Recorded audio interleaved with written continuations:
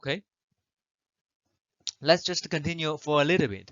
Specific surface area and porosity by gas adsorption. We can use the principle of gas adsorption to measure so-called SSA and porosity. What is gas adsorption?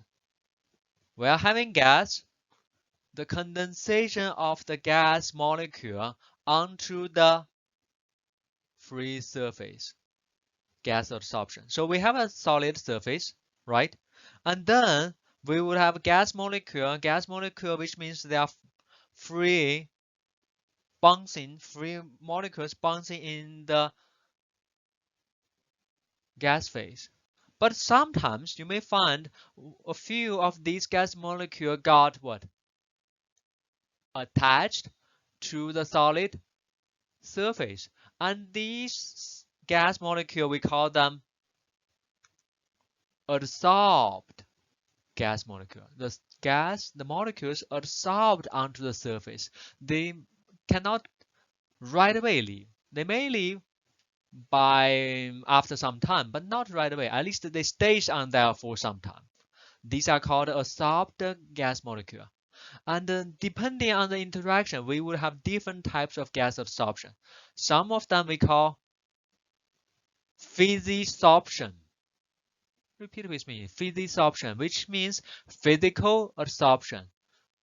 It means the gas molecule, the adsorbed molecule and the solid surface, their interaction is just a simple physical force, like van der Waals force. There's no exchange of electrons, which does not involve change in electronic structure for the gas or for the solid.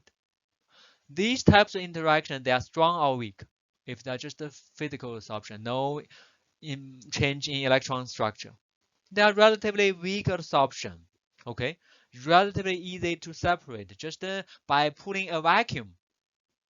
By putting a vacuum, I can get the adsorbed molecule to what? So-called desorb, to leave the surface. Or heating up only slightly, they will leave it. Okay, the examples are nitrogen gas or inert gas, argon, helium, absorbing on many solids, right? Argon is inert. It doesn't want the electron. It doesn't give out the electron. So argon molecule adsorbed onto a solid surface. That's what we call physical adsorption. On the other hand, there may be so-called chemisorption, chemical adsorption, which means adsorbed gas forms strong, reasonably strong chemical interaction, chemical bonds with the surface of the material. Okay? And they are typically strong or weak for chemisorption. Strong in this case because they form chemical bonds. They involve some change, at least some change in the electron cloud. Okay? Unless you apply extreme heating. You have to heat it up, not 100 degrees C, 200 degrees C. You quite often have to heat up to 500-600 degrees C or even higher to drive off whatever adsorbed in there. Or you have to use even stronger chemical agents to remove them. Examples, sulfur adsorption on metals, on oxides. You have catalyst poison. You have a nickel catalyst. Once you put sulfur in there, quite often you find, okay, my catalyst dies. Why? Because of so-called chemisorption. The sulfur strongly interacts with the metal or oxide surface. There may be partial electron cloud change, shape change.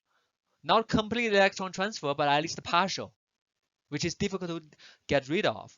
Okay? Or oxygen adsorption on metals, quite often are chemisorption.